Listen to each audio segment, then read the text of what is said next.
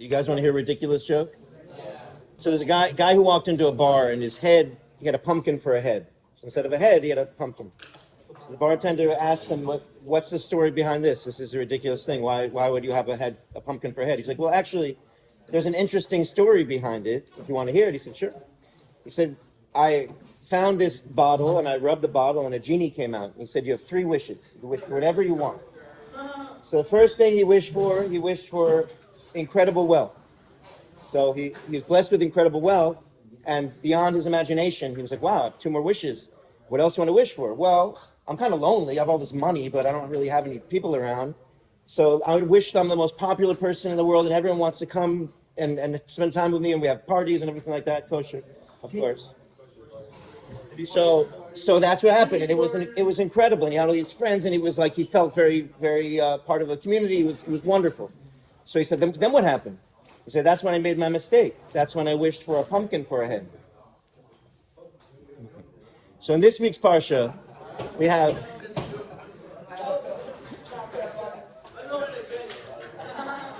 you'll get it in 20 years maybe. So in this week's Parsha, it starts out, Hashem says to Abraham, Lech lecha, ma'artzcha milavdecha mibeis avicha be'el ha'aretz asher erecha. So he says, go to from your land, from your habits, from the place you were born, from the house of your father to the place I will show you. So a very basic question which Rashi addresses, which is, and this is over and over again in the Torah we find, sometimes, and we had it yesterday in our Chumash class, sometimes there's an extra word that means the same thing as the word right before it. And Rashi almost always addresses this. So why is there an extra lecha? It says lech lecha, right? Seemingly it's in without the nekudas, it's the exact same word. So you could just say lech.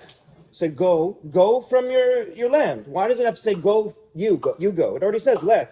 Lech means you go, right? So why does it say lecha? Right? So Rashi, everyone understand the question, yeah?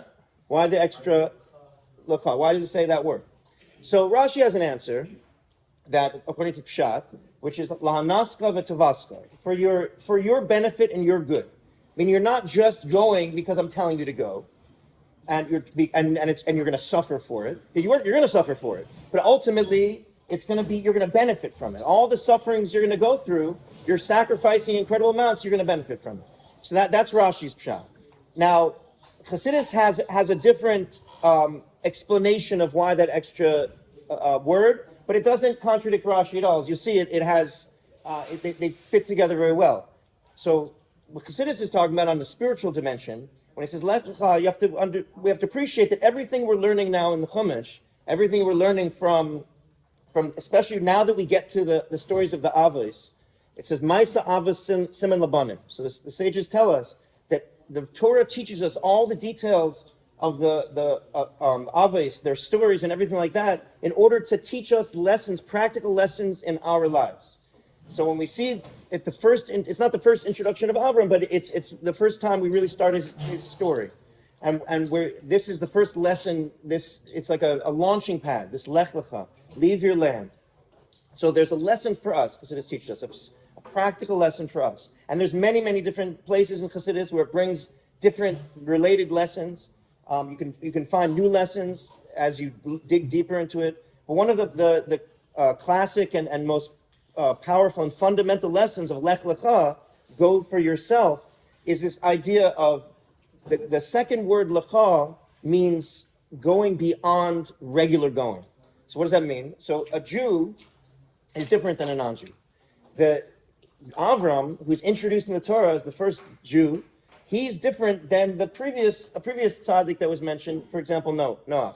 Noach is mentioned. It says, what does he introduce? Each tzaddik. He's a tzaddik. And that's how it's introduced. He's already from the beginning of his story, he's a special person. Avram, it doesn't say anything about him. It doesn't say how good a person is. We find it later throughout his journeys and the things he does, we find that he's a special person. But in the beginning, it doesn't introduce Avram. It was Ish Tzaddik, nothing like that. Nothing he was a special. We learn that about him, right? So this is the difference between, right away, that a Jew is different than a non-Jew, is that a Jew, their greatness comes out through their going beyond their limited understanding of what's going on. So what does that mean? So Lech Lecha means go beyond your limitation. So it's possible for a person to grow step by step. So you can grow a little bit more tomorrow, a little bit more the next day, and a little bit more. And that's a wonderful way to grow every day. You should add a little more. That's our responsibility as human beings. Jews and non-Jews should always be growing, always adding a little bit more in goodness and kindness, another mitzvah, a little bit more tzedakah, working on ourselves, getting angry less, being more positive, smiling more. All these things are things that human beings should work on little bit by little bit. But what Lech Lecha means is that Jews have a special power that we're given starting with Avraham, that it's going beyond your limitations. It's not growing step by step. It's going beyond the boundaries of reality, actually. So we find this practically in Hashem's promise to Avram. He promised him the land of Eretz Yisrael. This is all connected with the land of Israel. Land of Eretz Yisrael it's in the news all the time. It's like on everybody's mind. Whether Jew or non-Jew, it doesn't matter. You can't get away from it. Eretz Yisrael is so important in the world right now. And this is so connected to the foundation of what it means to be a Jew. And Hashem telling Avraham to go. Where is he telling him to go? To Eretz Yisrael. And he's giving him the land of Eretz Yisrael. So what does the land of Eretz Yisrael represent? So he gives, how many lands does he give them? Hashem gives him how many lands, separate nations are part of Eretz Yisrael that he gives to Avraham? I don't know the number? 2. A little more than 2. 7. So the land of Canaan had 7, but that was not all Hashem gave to Avraham. It wasn't just 7 lands. There was the 7 lands, and there was 3 more lands that Hashem gave. He gave a total of 10 lands. Those 3 lands that Hashem gave, Keni, Kenizi, Vikadmaini, are 3 lands that are outside of what traditionally we have understood to be Eretz Yisrael, because we have conquered only those 7 lands so far. When Yeshua entered the land, he only conquered those 7 lands. When David HaMelech took over what Eretz Yisrael was meant to be for the Yidden, he still only conquered 7 lands. Those 3 lands remained unconquered. And it's one of the Kedushim the Rebbe brings out from Rambam. One of the proofs of that Mashiach is definitely coming is that there's a halacha that says that in the Mishnah Torah, Rambam says that in the future that Hashem will add 3 more cities of refuge, which we know are in those 3 extra lands that we've never gotten. And since, as Rambam says, Hashem has never doesn't make a mitzvah that could never be fulfilled. So we're guaranteed and destined to get those 3 lands. They're coming to us. Hashem promised them to Avraham, and we have never gotten them yet. So physically, we're going to get these 10 lands, and these are to our benefit, as Hashem told Avram. Lahanascha v'tuvascha. It's for your benefit. So if Hashem never made a mitzvah that cannot be fulfilled, and there's mitzvah in the Mikdash, right? Right. We can't fulfill them right now. Right. So temporarily, but we will, again, that's a point, that we will, this is a mitzvah we've never fulfilled. All those mitzvahs in the base of Mikdash we fulfilled. This is a mitzvah we've never fulfilled. And since Hashem will not make a mitzvah that we could never fulfill, then we're guaranteed to have those 3 lands and fulfill those mitzvahs. This is one of the proofs that Mashiach is coming for sure. So, but what does it mean in a deeper level when we go back to teaching us, and in terms of our avodah, we learn from Avram, how do we go beyond ourselves, beyond our limitations, and grow in a way that's what's be'ein arech, which is not comparable to the way we've grown before. So notice that every human being has basically, there's 3 levels to them, essentially, to every Jew particularly. So you have 7, you have 3, and then you have beyond. So you have your 10. There are 10 faculties. What are your 10 faculties? The lower 7, which are our personality traits. We're called our midos. Our midos are things that we work on. Let's say Sfiras HaOmer, we go through 7 weeks of working on all our different midos and all the different combinations. Whether it means being more kind, means being more disciplined, it means making more beauty in the world. Every single midah has something that we can work on, that we've been working on for many years, and this is what it means spiritually to conquer the 7 lands. So the Jewish people have conquered the 7 lands, and we have to reconquer them. But spiritually, we conquer that by changing our midos from something negative to something positive. That we've always had in our control. But there's something that we haven't had in our control that we have gained, as the Rebbe tells us, in this generation. At this moment, we've gained the ability to conquer the 3 more lands. So spiritually, what does that mean? The 3 lands are our mind. Our mind is composed of 3 elements: Chachma, Bina, and Das. That sound familiar? Chabad, right? So Chabad is always something that's, Hamidos ain't Todos Chabad. It says, well, how do we control our midos? Through the Chabad Chassidus tells us that by focusing our mind, by thinking about what's right and correct, and meditating on it, and thinking about the greatness of Hashem, and inspiring ourselves, then we can change our midas. We can direct our midas in the right direction. That's why it's called Chabad. It's like Klurman. That's right. But with all that, we're told that your mind itself, the essence of your mind, the nature of your mind, we can't change. That's a nature of gullus, that we don't have the power to transform our mind and the essence of our mind.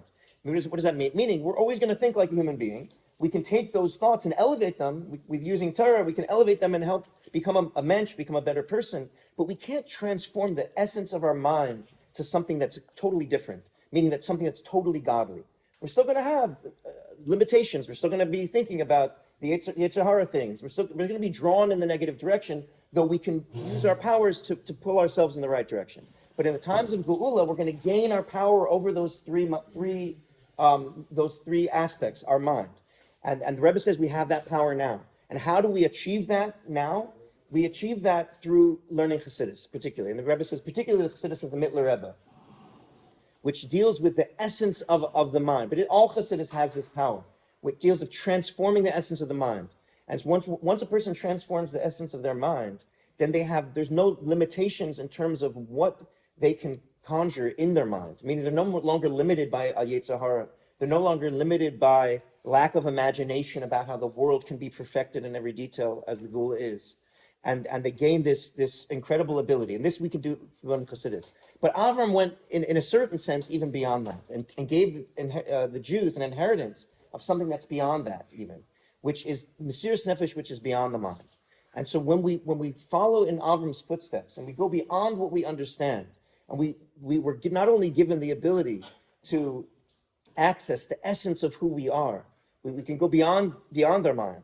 We gain the ability to acquire the entire Eretz Yisrael, because we have that was Avram's example for us. Meaning, up to that point, even a tzaddik was limited in their ability to go beyond boundaries. Avram broke all boundaries in his avodah, and he teaches us that we can break all boundaries. When we go beyond what we understand, we go completely Mesiras Nefesh, and that when a person goes completely Mesiras Nefesh, yes, there are some things you understand. Yes, there are some things you don't understand. Even when we completely have the most incredible mind that can understand the deepest reaches of Torah, there's always a level beyond that we can't understand, and that's the level that a Jew operates on. It's a level beyond. That connects to Hashem's essence, because Hashem is in essence beyond understanding. So ultimately, practically, we're going to gain these three lands. We're going to gain this powerful ability. And just to conclude, we have this incredible gift that we're given by Avraham Avinu, that David HaMelech tells us, right? So we don't have to depend on anyone but Hashem. We have something called bitachon. And bitachon means that we totally trust and we know for sure that Hashem is going to take care of us. And David HaMelech says, we say it in Hallel, Tov lecha sois Hashem, yoser mibnei Adam. It's better to trust in Hashem. It's better than it is to trust in a person. All right. So the Alter Rebbe asked a question on this. Say, why? What do you mean it's better? Look at Tehillim. We say it every day in davening. Right? What does it say? Al tivtuchu b'nivim v'vnei adam ein toshia. Don't trust in people. Don't trust in human beings. Your success does not come from human beings. You're not allowed to trust other human beings. You have to only trust in Hashem. So why is the other pasuk saying it's better to trust in Hashem than trust in human beings? It seems like a contradiction. So Alter Rebbe said this is not talking about trusting human beings. A Jew is not allowed to trust in human beings. You only trust in Hashem. But there's multiple levels of trusting in Hashem.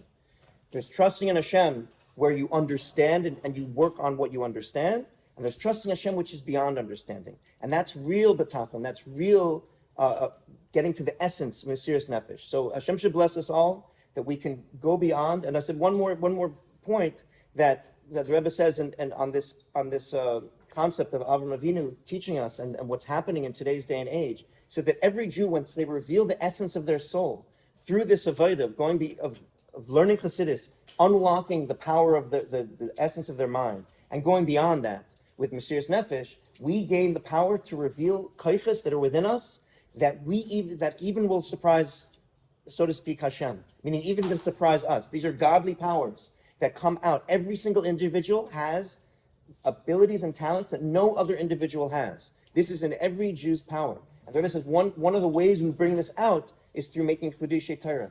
He said even someone who's not on the level of a Talmud Chacham or Talmud Vasik, a veteran Torah scholar, is encouraged, the Rebbe says, to look into the Torah and see something, find something new. And your neshama is going to bring out something. And this is one of the ways which we express the surprise that is the essence of our soul.